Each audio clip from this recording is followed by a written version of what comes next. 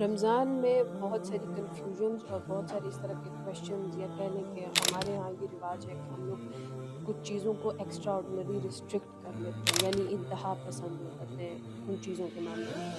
ایک اسی طرح کا مسئلہ ہے کہ میاں بیوی کا رمضان کے دوران روزے کی حالت میں بوسہ لینا یا پھر مباشرت کرنا، مباشرت سینس حگ کرنا، ہمارے جو عام اس کو ہم لفظ یوز کرتے ہیں گلے لگانا، تو کیا یہ جائز ہے یا نہیں ہے جائز؟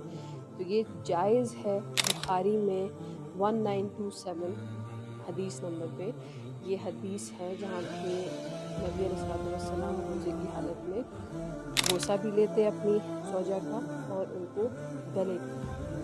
تو اس کی پراپرلی اجازت ہے، اس وجہ سے یہ چھوٹی چھوٹی جو چیزیں آپ کو، یعنی روزہ ٹوٹتا صرف اس چیز سے ہے جو آپ کے جسم میں داخل ہوتی ہے، وہ کھانا پینا اور جماع ہے۔ اگر یہ چیزیں نہیں ہیں تو یہ جو چھوٹی چھوٹی چیزیں بغیر وجہ کے لوگوں نے بنائی ہوئی ہیں، سرما لگا لیا تو روزہ ٹوٹ گیا، مجھے جو ہے نا پرفیوم لگا لی تو روزہ ٹوٹ گیا، مسواک کرنے سے یا ٹوتھ برش کرنے سے روزہ ٹوٹ گیا۔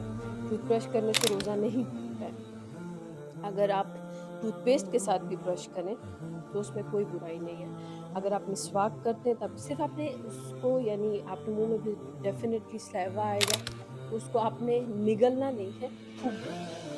باقی آپ صفائی کر سکتے ہیں۔ اب آپ کا روزہ ہے اور آپ اپنی منہ کی جو بدبو ہے اس کی وجہ سے دوسروں کو کیوں تکلیف دے رہے ہیں؟ اگر آپ کو پتہ ہے کہ آپ کو برش کرنے کی ضرورت ہے تو آپ کریں، یہ اس میں کوئی برائی نہیں ہے۔ اسی طرح آپ نے رمضان میں جو متس ہیں نا، یعنی جتنی بھی باتیں سنی سنائی ان پر عمل کرنے سے گریز کریں۔